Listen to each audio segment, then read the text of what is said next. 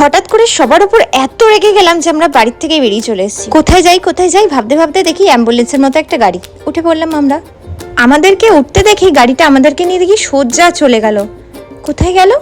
ও মা, এটা একটা রেস্টুরেন্টে। ভালোই হয়েছে, না খেয়ে দিয়ে রাগ করে বেরিয়ে এসেছি, খুব খিদেও পেয়ে গেছে। শঙ্করে চলে আমাদের মুখ দেখে সবাই বুঝে গেছে যে বাড়ির থেকে রাগ করে বেরিয়ে এসেছি। ওই যে ফোন এসছে বাড়ির থেকে, এবার ফোনটা তো সুইচ অফ করতে ভুলে গেছি, তাই বাধ্য হয়ে কথা বলে নিতে হলো।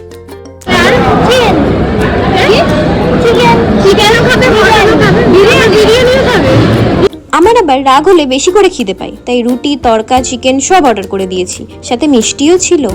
অগ্নিকে তো আর ফেলে রেখে আসতে পারবো না, রাগ করে হলেও ওকে নিয়ে চলে এসেছি। আর মুখ ধুতে এসে দেখি সামনে একটা বিশাল বড় মিরর, আর কে পাই আমাদের ছবি তুলে নিলাম। আবার গাড়িতে উঠে বসতেই ঘুমিয়ে গেছিলাম। আর ভোরটা দেখো, ভোরের আকাশ এত সুন্দর লাগছে, আর কত সুন্দর জায়গায় নিয়ে এলো আমাদের, ভাবতেই পাচ্ছি না এটা কোথায়। চলো তো দেখি।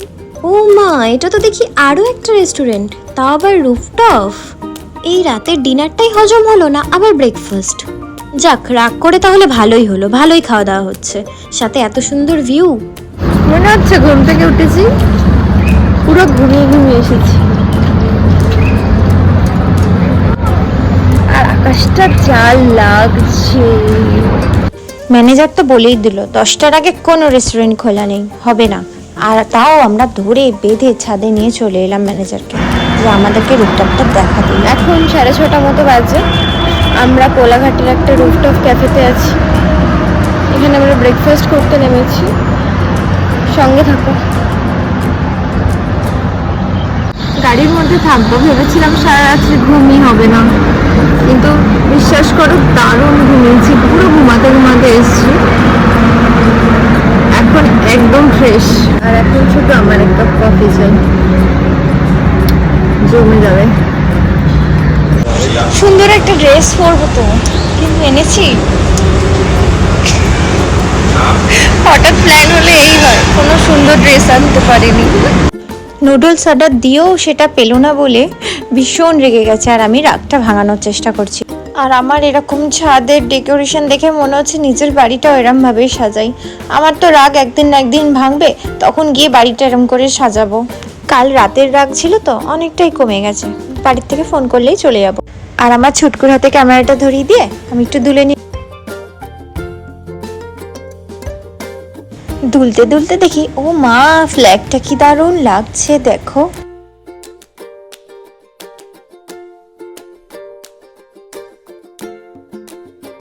ততক্ষণ ওরা তাড়াহুড়ো করে কোনো রকম ব্রেকফাস্ট বানিয়ে আমাদের ডেকেছে।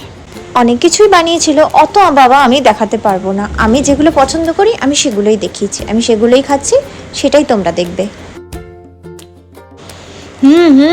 কি আমি বানিয়েছে, মনে হচ্ছিল যেন 10-12টা খেয়ে নি, কিন্তু আদৌ তো 10-12টা খেতে পারি না, ওই 5টাই খাই। এটা শুধু অগ্নি স্পেশাল, তাই তো? মানে শুধু তোর জন্য বানিয়ে দিয়েছে। তুই কতটা স্পেশাল বল তাহলে।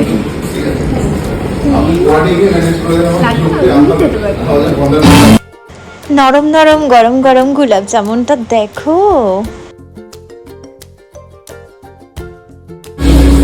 কেমন খেতে? হেভি খেতে, একটা ঘিয়ের একটা ফ্লেভার আছে, হেভি লাগছে, প্লাস গরম, টেস্টি আছে। গোলাপ জামুনটা শেষও করতে পারলাম না, অগ্নি আমাকে টেনে হিচড়ে নিয়ে চলে এলো আইসক্রিম খাবে। আর এই আইসক্রিমকেই সাথে নিয়ে আবার বেরিয়ে পড়লাম, দেখি কোথায় যাই। ও মা, ও কি সমুদ্র! আমরা কোথায় চলে এলাম টুয়া? আর ওই দূরে ওই যে ঝাউবন। আরে মনে হচ্ছে নবদ্বীপের বাসের বদলে আমরা মন্দারমণির বাসে উঠে পড়েছি তো। এই মা, এত সুন্দর রিসর্ট কে বুক করলো আমাদের জন্য? মনে হয় দাদারই কাজ হবে। আমরা রাগ করে বেরিয়ে এসেছি বলে হয়তো অ্যাম্বুলেন্সের ড্রাইভারকে বলে দিয়েছে এই রিসর্টটায় নিয়ে চলে যেতে, আমি ওদেরকে গিয়ে নিয়ে আসবো। রাগ ভাঙাতে এত কিছু, আবার আমপান নাও। ড্রিঙ্কটা তাহলে আমরা এনজয় করি। আজকের ভিডিওটা এই পর্যন্তই থাক, চলো দেখি পরের পার্টে কি হয়।